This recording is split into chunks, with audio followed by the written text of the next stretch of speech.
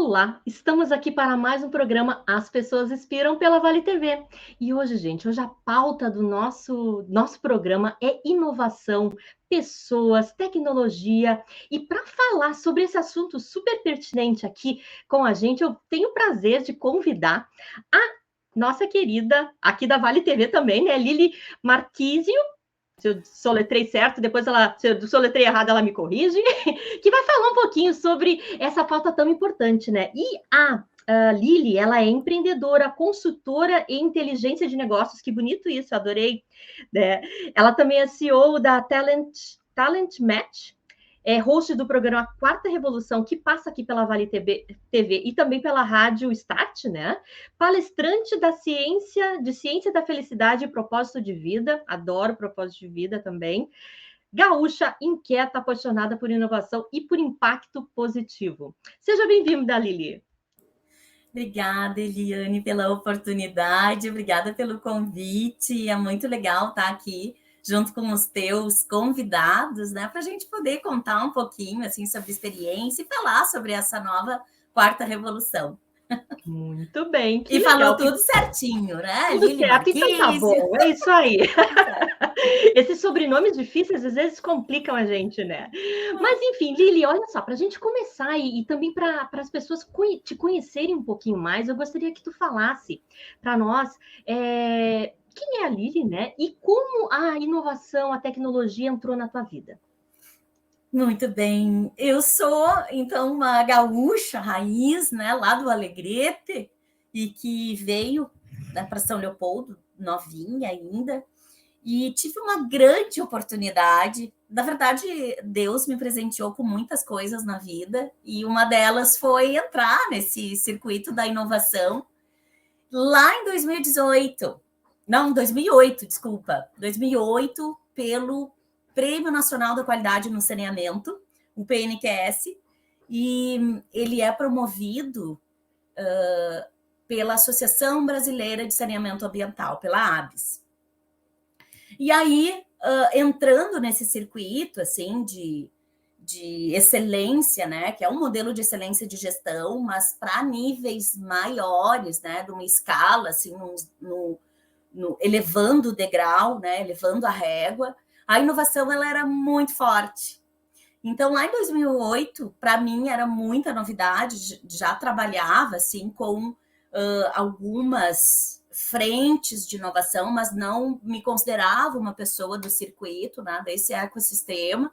E mesmo entrando pelo PNQS e aprendendo muito, porque a cada ano que a gente trabalhava, então, no PNQS e examinava aí grandes corporações, 15 mil funcionários, 20 mil funcionários por todo, conheci o Brasil todo, né? Inclusive, participando desse prêmio como examinadora sênior, e as grandes oportunidades de poder conhecer esse circuito, né? Porque o que é inovação? Acho que essa é a grande pergunta, né, Eliane? É verdade, é verdade.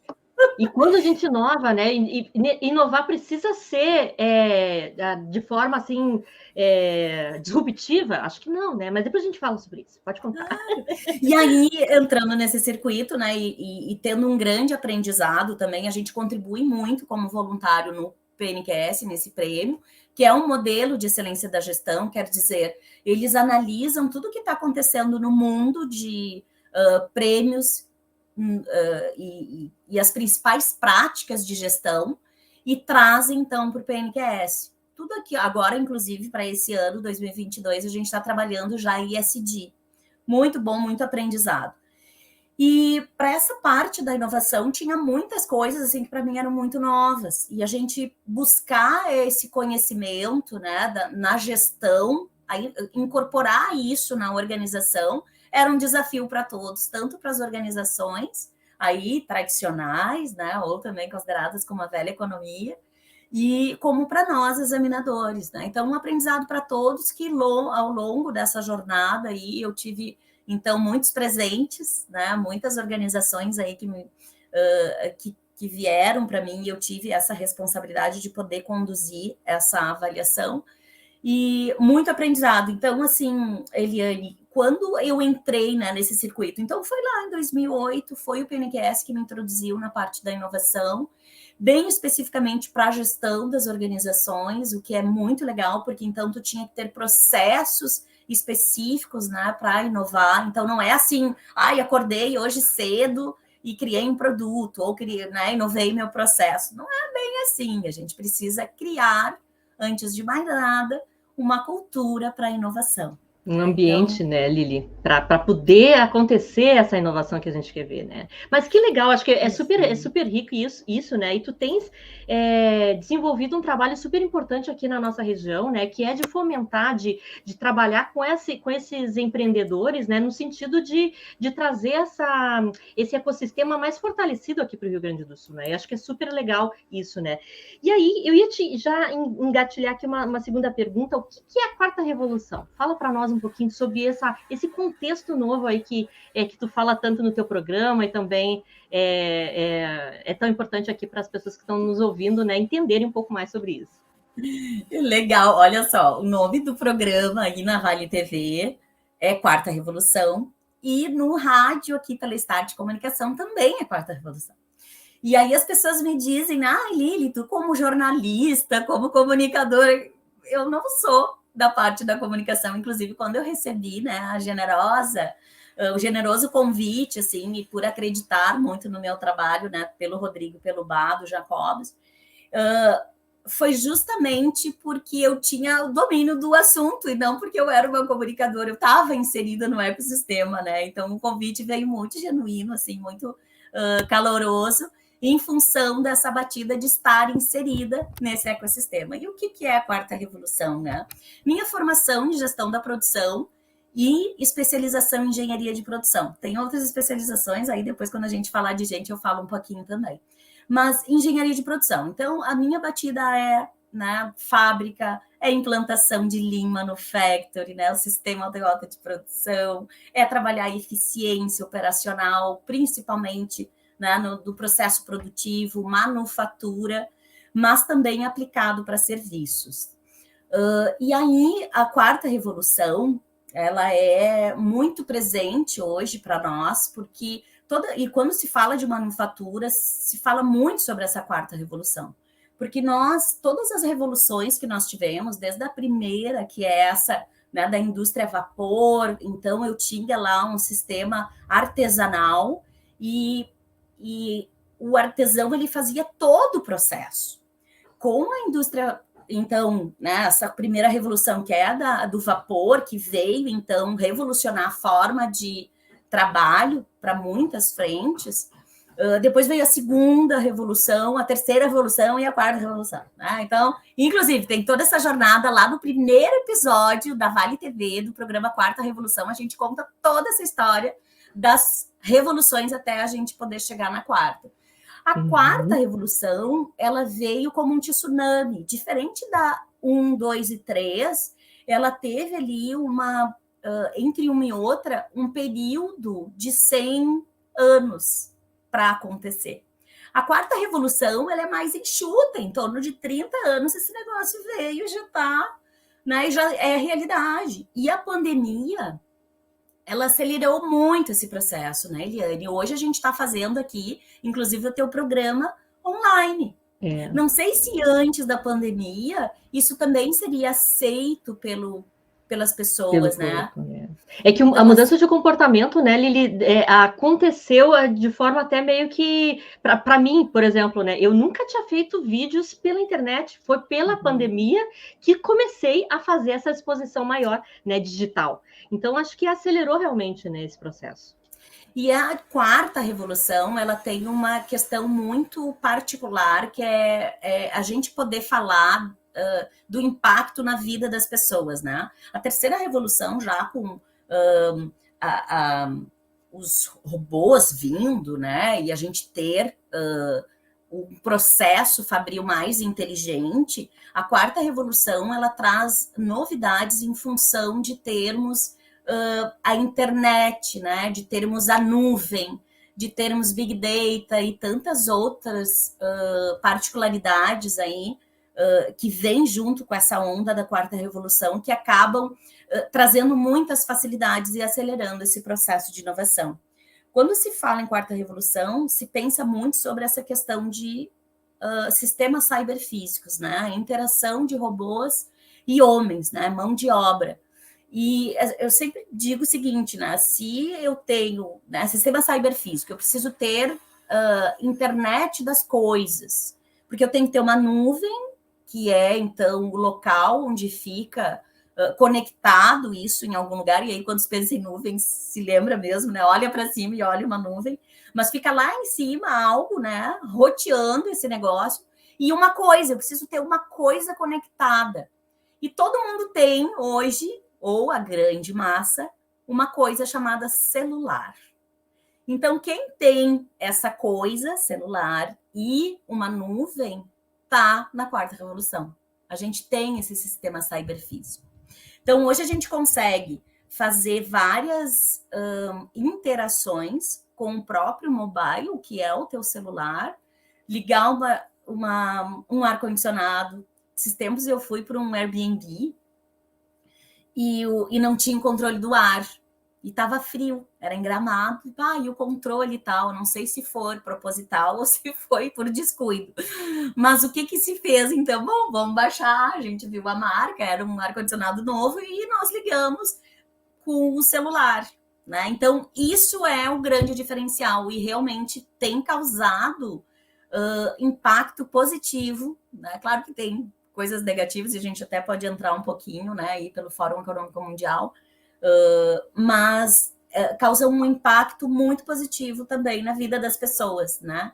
Então, as revoluções, elas trouxeram principalmente evolução para a manufatura, para a própria indústria. A partir da segunda revolução, caiu na vida das pessoas, né? A primeira revolução não teve um impacto, né, dentro de casa, mas a partir da segunda teve, né? Que foi a eletricidade, então ligar uma lâmpada, ter essa facilidade, depois ter computador, e agora a gente ter toda essa facilidade da quarta revolução.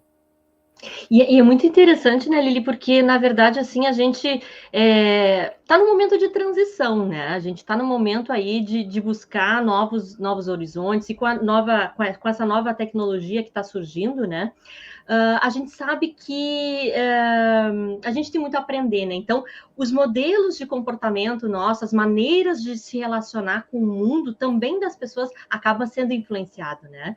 E eu queria te perguntar, como é que tu enxergas hoje, assim, a questão da inovação, né? Eu até te fiz uma pergunta antes ali, o que era inovação? É preciso ter inovação disruptiva, né? Eu queria que tu falasse um pouquinho sobre esses novos modelos, né, de comportamentos que já estão vigentes dentro das organizações, porque toda empresa digamos assim, ela tem que pensar numa inovação para realmente se manter no mercado, né? Porque o nosso momento hoje, ela exige isso, né? Sempre estar inovando, sempre estar melhorando. Conta um pouquinho da tua experiência com as empresas nesse processo aí de inovação.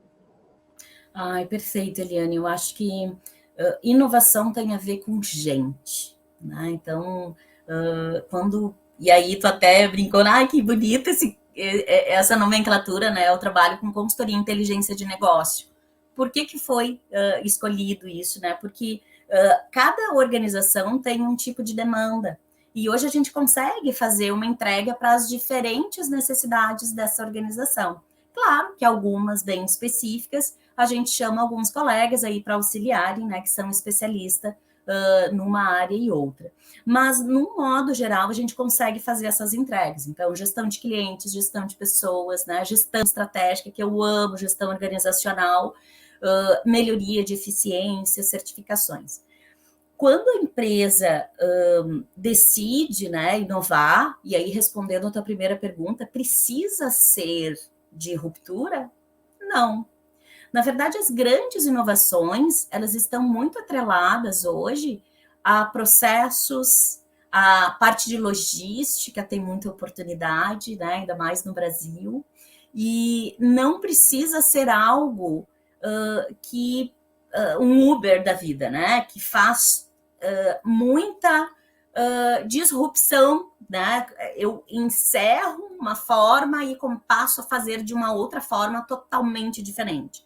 Não necessariamente é isso, e não necessariamente a inovação precisa estar atrelada à tecnologia, porque muita gente pensa nisso também, né? Então, eu não tenho nada tecnológico, não tenho nada digital na minha empresa. Mas inovação não é isso.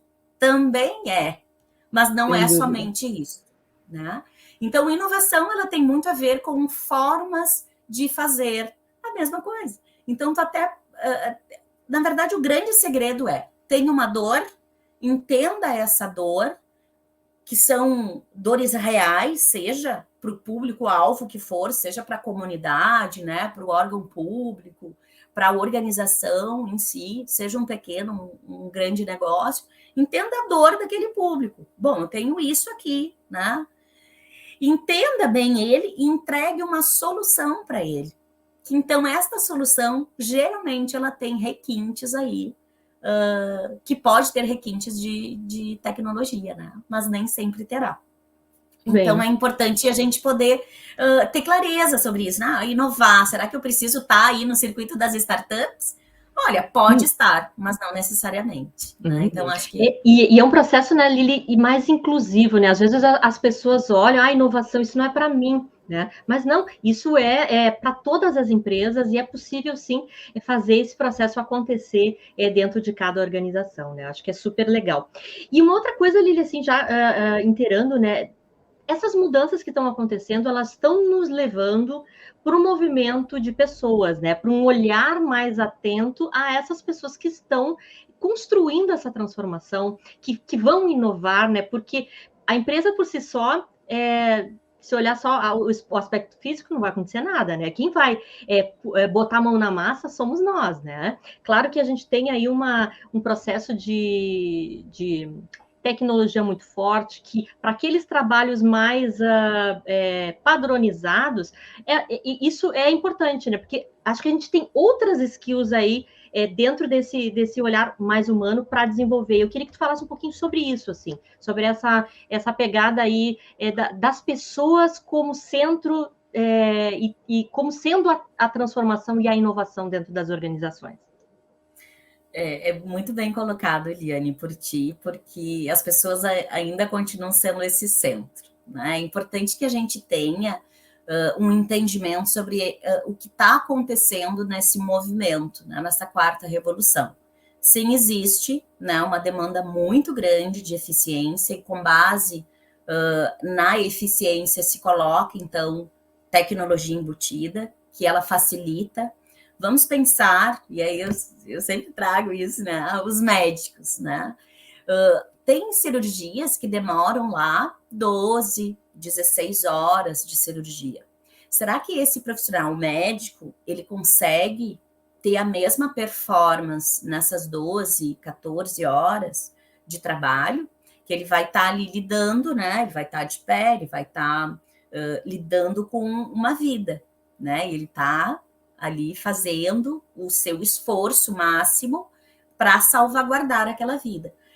Mas a gente sabe que existe a fadiga humana, a gente sabe que existem, né, o cansaço físico, o cansaço mental, né, isso vai existir. E acontece lá na manufatura, né? Aquela pessoa que aperta parafuso, aquela pessoa que faz um controle de qualidade, né? De pecinha por pecinha, né? Lotes de milhares de unidades, acontece a fadiga humana. Será que se a gente colocar um robô que ele possa fazer a mesma operação, que é isso que tu falaste também, né, da operação mais, ela é padronizada, e esse robô, ele vai trabalhar essas 12, 14 horas sem cansar, sem tremer a mão, sem ter cansaço na visão, sem ter o cansaço mental ou própria, né? O desgaste físico, dor nas pernas, dor nos joelhos de ficar de pé. Será que esse robô não pode ser substituído? Essa é a primeira reflexão. Então, assim, a gente traz sempre para as pessoas que a seguinte pergunta, né? Será que a tua função, a tua atividade, ela não pode ser substituída por um robô? Segunda pergunta, se a sua atividade for possível de ser padronizada, é possível? A pessoa vai pensar, vai refletir, e aí a gente tem que falar sobre isso, tá? Mas se a resposta for sim, será substituído por um robô. Se a resposta for não, dá para conversar sobre isso. Porque quando eu trago essas duas versões, seja do médico, ou seja do operador, sempre dizem que o médico não será. Ah, não, o médico interage com a máquina para a máquina fazer. Ok. Só que já está acontecendo estudos para que esse avanço aconteça e a máquina possa fazer, né? Então, não é somente para aquilo que é muito operacional. Quando se fala nessa quarta revolução, se pensa muito sobre o impacto na substituição dessas funções, né?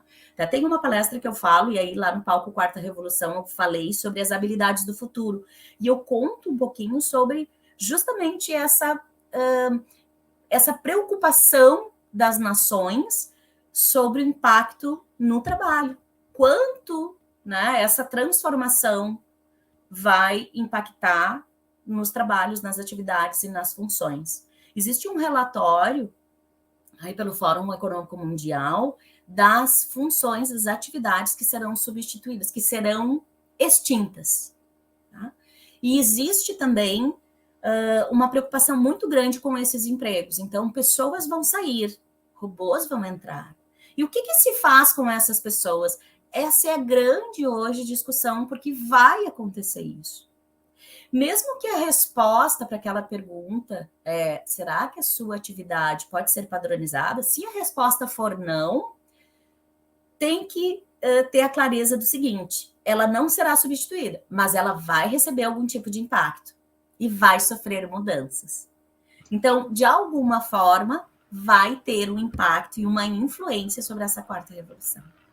E isso nos faz, assim, estar mais atento, né, para o que a gente está fazendo e também procurando, talvez, novas possibilidades aí de estar se desenvolvendo, né, porque às vezes eu conversando com alguns empresários, e às vezes o pessoal, às vezes, até tem um pouco de medo, né, ai, vai chegar aqui, eu não vou, o que eu vou fazer, né, então, aí a gente também traz a questão de um protagonismo nosso de entender, de se adaptar a esse novo movimento que a gente está vivendo, para poder realmente, para a gente poder construir digamos assim, fazer crescer a nossa carreira dentro da organização, ou seja, empreendendo, né? Porque as coisas vão mudando muito rapidamente, né? Antigamente demorava 50, 100 anos para mudar, hoje em 2 anos, olha o que a gente já mudou, gente, com a pandemia, né? Então, acho que é mais ou menos por essa linha, né, Li?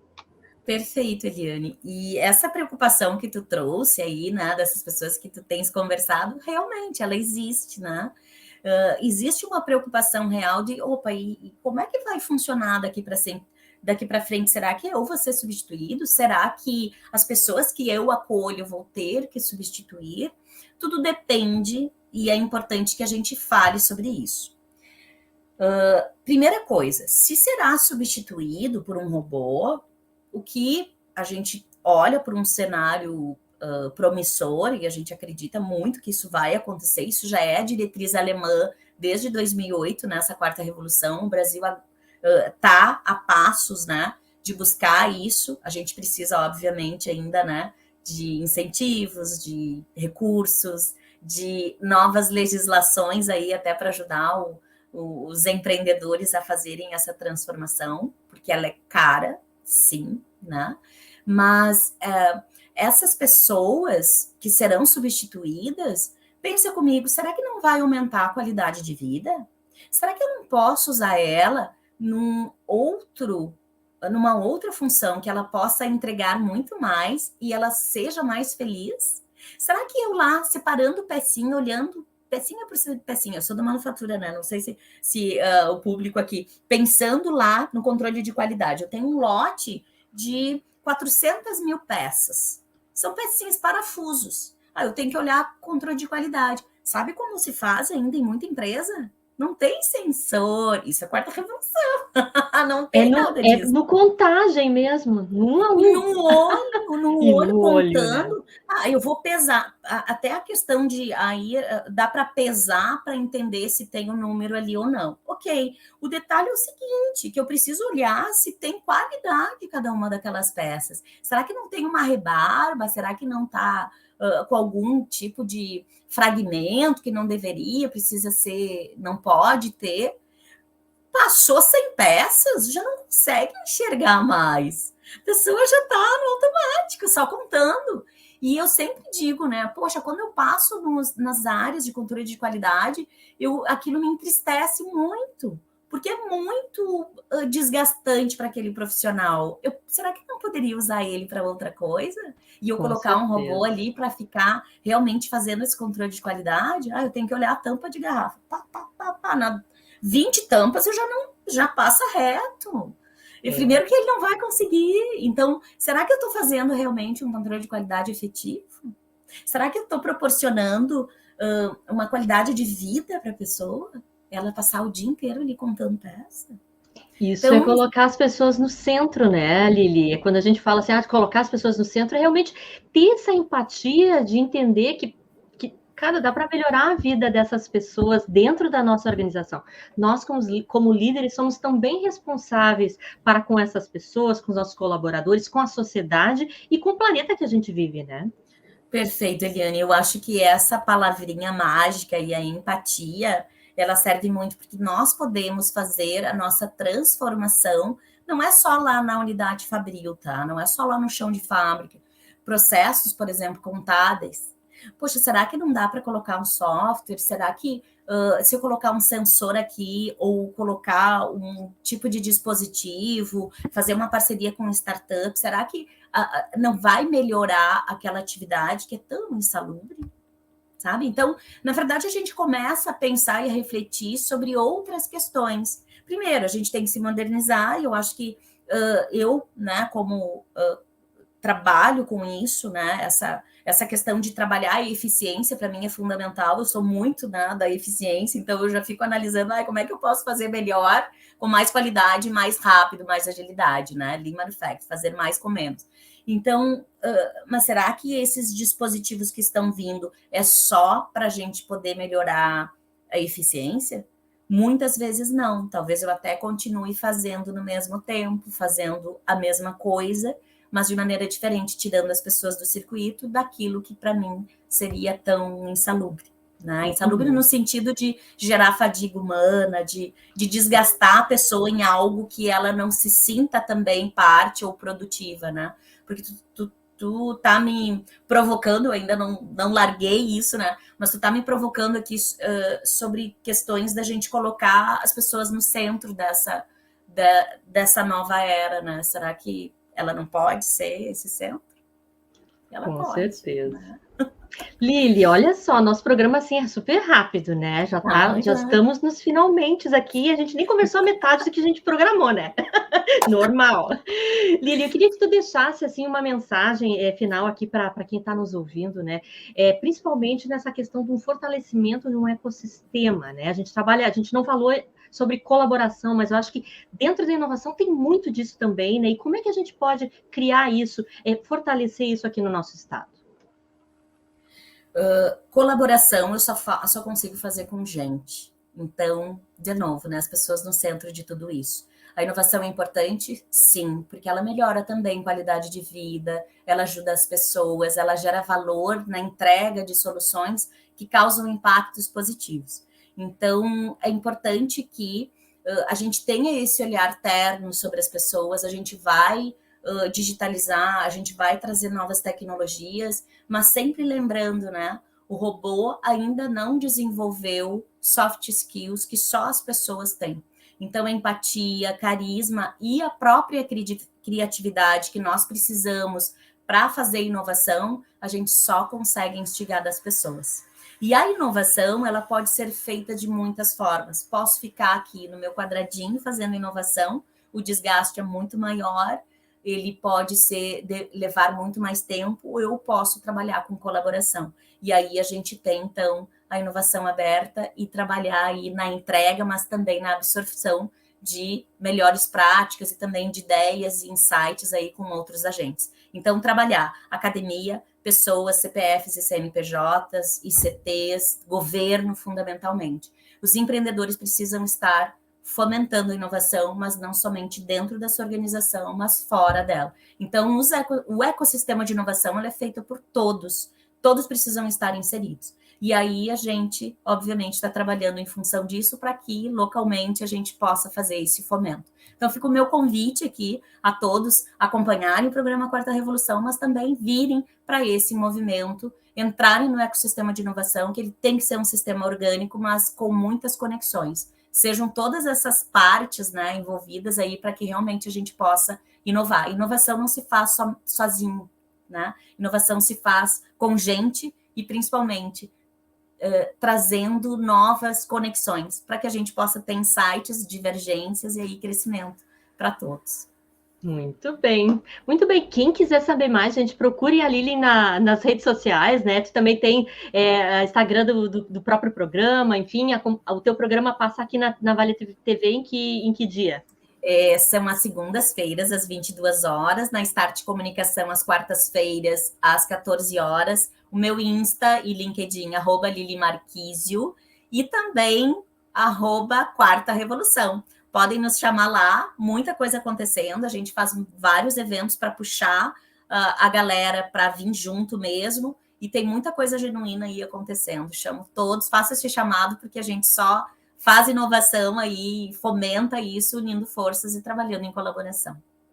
Muito bem. Lili, te agradeço de montão aqui, foi um prazerzão conversar contigo, é quase uma aula, né, esse programa, mas acho que essa é a minha missão aqui, né, no programa As Pessoas Inspiram, é trazer pessoas que realmente atuam, que são protagonistas dessa transformação. E como a Lili, eu fico muito feliz aí de ter conhecido ela pessoalmente recentemente, né, e seguimos juntos aí para um ecossistema mais fortalecido aqui no Rio Grande do Sul, na área da inovação. Muito obrigada a todos que estão nos assistindo, Lili também. Até a semana que vem com mais um programa As Pessoas Inspiram. Beijo! Bye, bye.